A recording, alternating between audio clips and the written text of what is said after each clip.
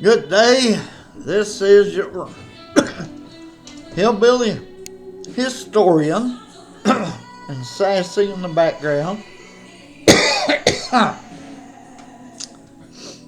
So, coming to you from the hills of East Tennessee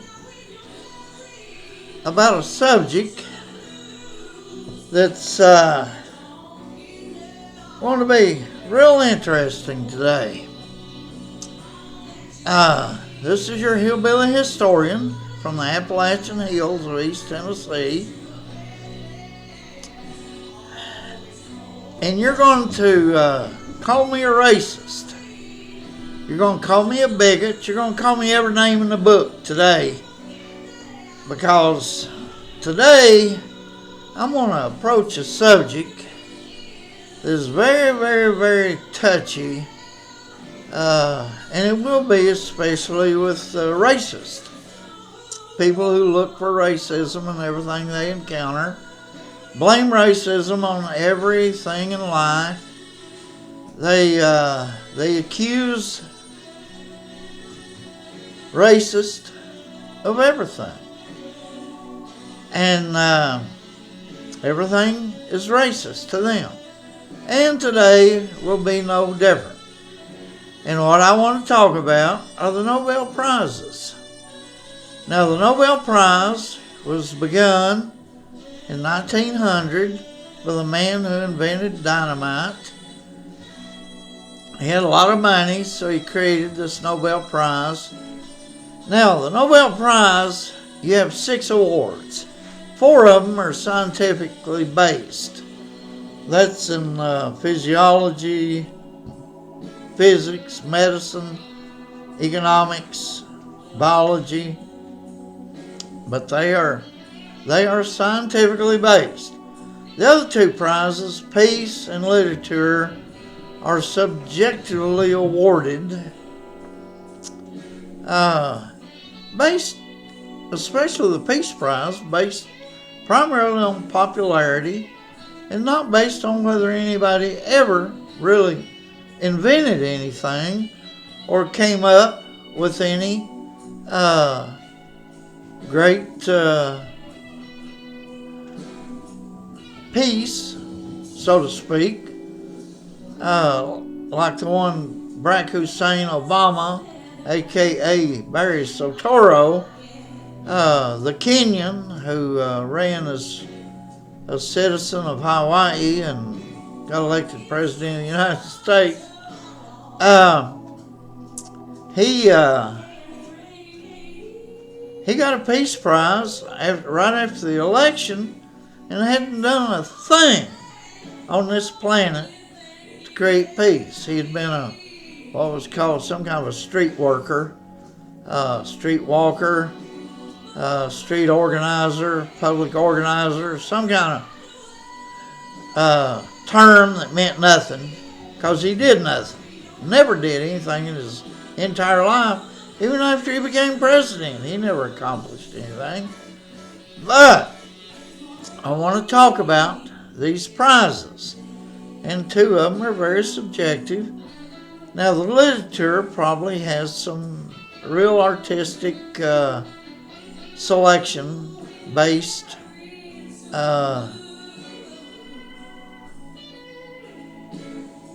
that really does pick good writers, new writers, good writers, great writers. And if you look at the list of Nobel Prizes in literature, you'll find a lot of great names in that list. In the Peace Prize, you'll find a lot of famous people, but some who accomplished things, some who were actual warmongers and got a Peace Prize. But anyway, we're concerned about primarily the 4 prizes in the scientific area, and that's what we want to concentrate on. Now, the Nobel Prize was begun in, like I say, 1900, and it's been going for 125 years. So it has 125 years of selection to give us some interesting facts, some interesting history, some interesting sociology. If you're one that believes in false and crafty sciences like sociology and psychology, the Nobel Prize is extremely interesting. Over 125 years. Now, the United States has dominated in Nobel Prizes. We have gotten something like 420, 423, somewhere in there, prizes in 125 years. Amazing number. The next highest country is England with like 137. So they're almost 300 behind us. Then behind them, there's no other country that's won over 100. The next highest, I think, 75, France. And the first Asian country is like number 6 on the list, and I think that's Japan. And then China is way down with only 8. So why does the United States dominate Nobel Prizes? Well, the first law passed by the first U.S. Congress was the patent and copyright laws. The patent and copyright laws, which if you invented something, you owned it. The king no longer owned it. And the Marxist or socialist dictator couldn't take it away from you. The king couldn't take it away from you. The first law passed by the first U.S. Congress, 1790-91, was the copyright and patent laws, which protected your intellectual property, your creative inventions. There had been a patent law passed one time in Rome around 1574, but it was good for only 1 year, and Rome didn't have much of a population at that time, and it was an independent city-state, and the patent was only good for a year, so it really didn't amount to anything. The one that was passed with the U.S. Congress lasted for 28 years, and then you could apply for a 28-year extension. So your property was yours for 56 years before it became public domain. Copyright is indefinite. It's forever. Now, there was a copyright law passed in ancient Greece back 2,000 years ago that protected recipes. Believe it or not, copyright on recipe, and it had to be a salad. So your salad recipe was protected by copyright only for 1 year.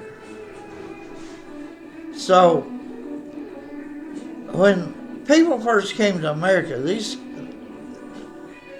intellectual property didn't belong to them. In fact, no property at all belonged to a human except the king. Kings owned everything. If you had a big estate, you had to be a really good friend of the king, and you had to support him and everything he did, or he could take it all away from you, ban you from ownership. If you invented a new type of ink pen or pencil or something, the king could take that away from you and give it to one of his friends to manufacture and to benefit and profit from it. So when these people came to America, they came because you could buy and own property in America under the land grant deed system, and they couldn't take it away from you. Of course, you couldn't borrow money on it because they couldn't repossess it, or they could not take your property away from you so you couldn't use it as collateral on a mortgage. It's called a land grant deed, and you had to pay cash right up front for that property to get a free and clear land grant deed, and the government or nobody could take it away from you. First time in history that the common man could do such a thing as own property, and first time in history a man could invent something and it was his. And you know, after that law was passed in 1790-91, mankind advanced more in the next 250 years than he had in the previous 10,000. It was an amazing concept that a man could own what he invented, and that gave you stimulus to invent, and we became inventors, and that's why the United States dominates in the Nobel Prize area. Plus, we believe in putting a lot of money into research and development, and that helps create new products because somebody can benefit from that wealth, that invention, and the wealth it creates. Now, I'm going to get real controversial here. If you look at Nobel Prizes by race, blacks have only won 17. In 125 years, they've only won 17. And only one in the scientific area. And that was a Brit. He was made a Sir. He lived on the island of St. Lucia in the British Isles of the Caribbean. And he won the Nobel Prize in Economics for research that he did in economics. So that's the only one invention by the black race. Now, there's only been 38 awarded to Orientals. And that would be 30 in Japan and 8 in China. So, what is it about the white race? Take away a handful, for Orientals and a handful for blacks. Muslims, if you go by religion, Muslims have only come up with 11 in the scientific area. And these were supposed to be the people who invented mathematics, the base 10 math system, and other mathematical breakthroughs. So what is it about whites? Now, the great thing about whites, them bad old mean old whites that blacks accuse of white superiority, white race, we're racist and all that. But all these inventions, especially in the area of medicine, like cures for AIDS, it's not like we hide them. We share. We came up with all kinds of medicine for AIDS, and we shared these medicines and paid for them and shipped them and everything to Africa because they were having a serious problem with AIDS over there. In fact, some think the origin of AIDS came out of Africa. And we shared our inventions. And it's not like when we invented the internal combustion engine, we didn't allow other countries to have cars and trucks and airplanes and stuff that we invented. We shared everything. In fact, I'm going to make a very controversial statement here. Blacks ought to get the shit out of the way and let whites do their thing and benefit from our inventions. Because they all have so far up to now. It's not like we maintain possession and would not share our inventions. Our inventions go for the advancement and the benefit of all mankind. It's not like we're evil and we won't share our inventions with other races and other people around the world. We've always shared our inventions, always. And we've made the world better for all mankind. Not just white people, but all mankind. We've made life livable and life appreciable to where you could benefit from your life. It's an amazing concept, but maybe there is something to this white superiority, and they should just let us do our thing, which we do in this country. We do our thing. We don't let racists hold us back. We go ahead and invent new things every year, every day. And we share those inventions with the rest of the world. And especially the ones that benefit mankind. And with today's use of AI, artificial intelligence, I see mankind on the cusp of another great advancement and breakthrough, and with the application of AI to medicine. You might see man live like Methuselah in the Bible, 600-700 years, as long as he don't step out in front of a train or a speeding semi-transporter trailer. He could live for 6-7 centuries or maybe even longer, because we've already developed parts replacement, organ replacement in the human, and that's improving all the time. Medicine has really advanced. Mankind has really advanced in two areas of science. That's medicine and astronomy, and we've gotten a lot of Nobel Prizes in those areas here in the United States, because we share all this to where all mankind can advance and improve.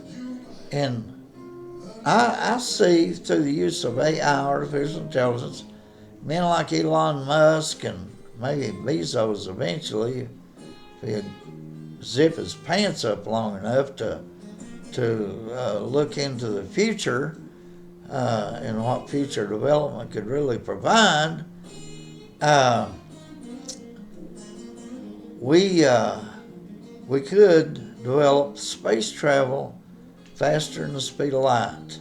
And I really believe that could happen. You know, they said we couldn't travel faster than the speed of sound. Well, we're traveling now 6, 7, 8 times faster than the speed of sound. And we've made major breakthroughs in that area. And with artificial intelligence, I see mankind traveling faster than the speed of light, and being contained in an object that could travel faster than the speed of light. And I see us traveling throughout our Milky Way and maybe even the nearest galaxy, Andromeda, and settling these exoplanets that the Webb telescope is discovering practically every day now. Livable planets outside our own solar system. And as soon as we develop space travel, we will begin to settle these. And they may go first with robots and then man. And we'll have Mayflowers flying all throughout the Milky Way and Andromeda, our nearest galaxy. And the advancement of mankind, as we're on the verge of new great breakthroughs and advancements, if we can just get the socialists and Marxists out of the way long enough to where we can apply our wealth toward this kind of advancement instead of wasting it on stupid crap like gender studies and bull crap like that. But anyway, this is your hillbilly historian from the hills of East Tennessee, bringing you up to date on an analysis of Nobel Prizes and their use as a measurement for the advancement of mankind. You have a good day, and thank you.